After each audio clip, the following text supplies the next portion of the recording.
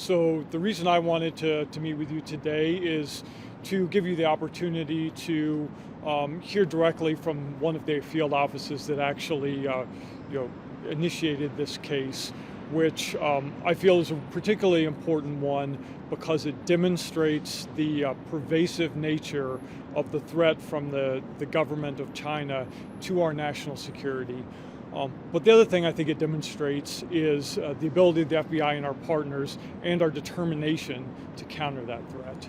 So just to summarize what you have probably read in Department of Justice's press release, earlier this morning we arrested 3 individuals here in the Pacific Northwest in both Washington and Oregon. And this is the result of a long-running investigation where the FBI and our partners were able to uncover a conspiracy to steal national defense information from military installations here in the Pacific Northwest, identify the individuals who were part of that conspiracy, and ultimately arrest them. So I think it's a very significant accomplishment in securing the Pacific Northwest, which for various reasons, due to the high prevalence of high-tech industry here, as well as key military installations and the presence of air, sea, and land borders for entry into the United States is particularly vulnerable to this threat. So it's just important that we have such a great team here in the FBI Seattle office, as well as the FBI Portland office, and our partners with Army Counterintelligence at Joint Base Lewis-McChord, as well as Customs and Border Protection, and the Army CID and NCIS. With that said, that's just kind of a scene setter. I really just kind of wanted to give you all the opportunity to ask any questions you might have about this case. Yes, sir. About the 2 soldiers who were based at JBLM, right. How long were they there? Were there any background checks done on them? When did you become aware of their spying tactics? Right. So that's a good question. I can't get into too much details about those 2 individuals and their backgrounds. I do believe that they had security clearances, so they would have gone through a background check as part of that process. But this, like I said, is a long-running investigation that's gone on over a year and a half with ourselves and our partners to reach this point. Were they American-born citizens, these individuals? Do they have, because I know they have ties to China, or were they American-born? I don't know exactly the details of their backgrounds to that extent.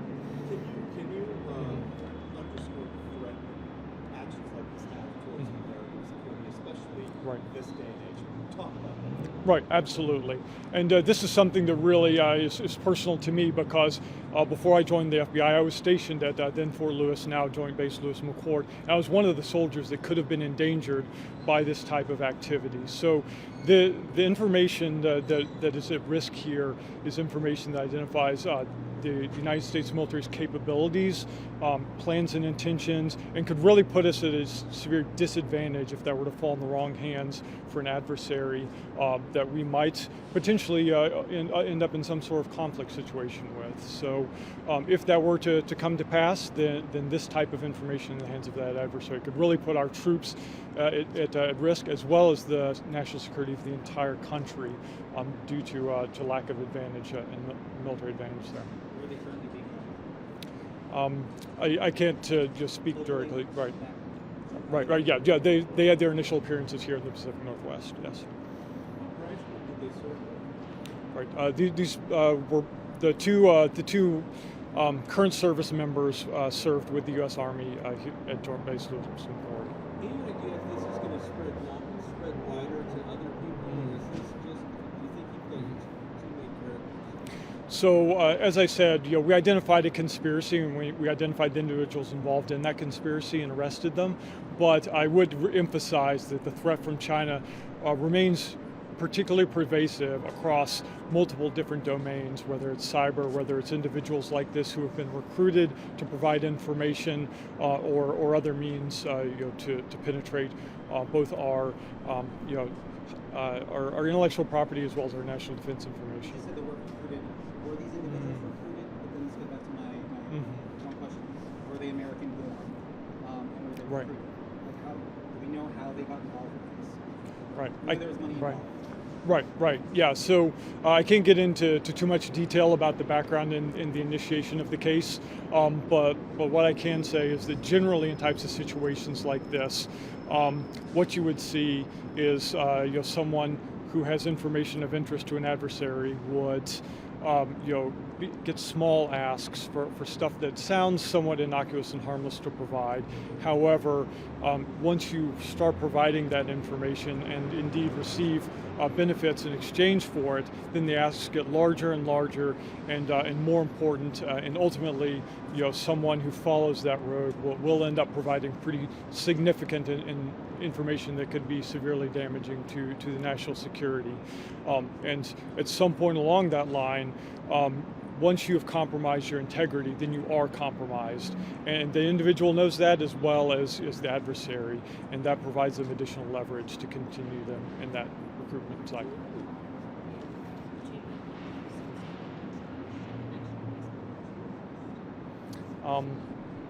I don't know of any examples right offhand.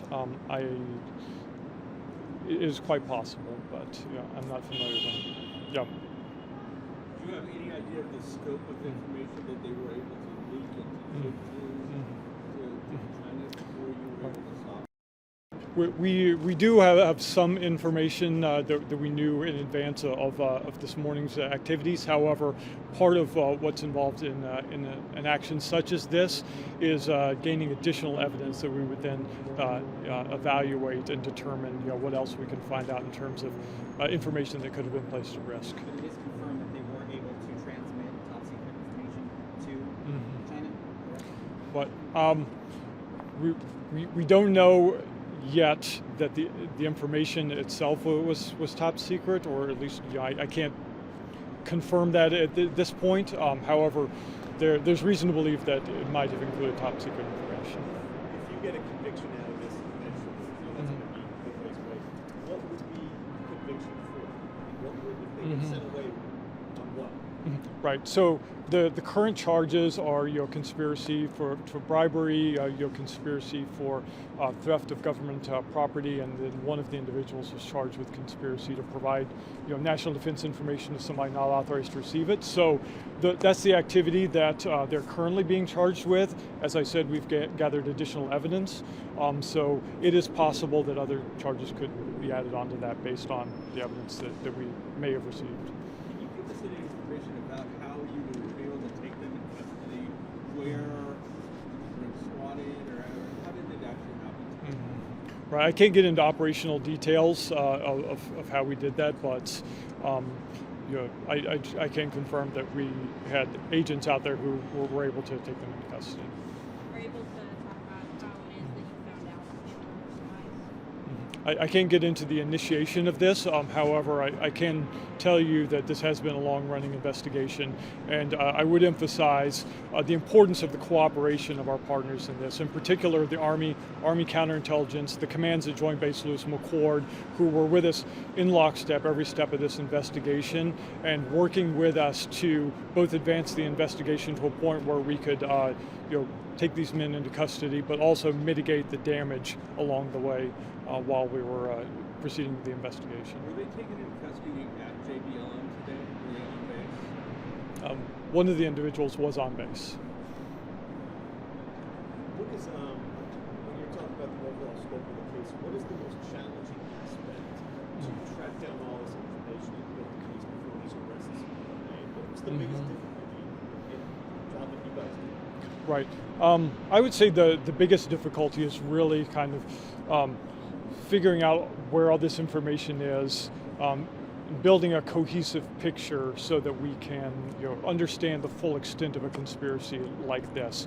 And so there are various challenges that come along with that in terms of identifying the means that these people are communicating the information, identifying exactly what the behavior is, and of course some of the proliferation of encrypted apps, for example, that people communicate with online is an extra layer of challenge that of course we have to find ways to get around.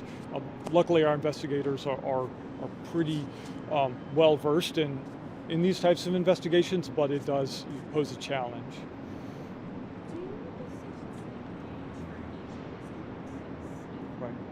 I don't know that. That would be really a question for the prosecuting office.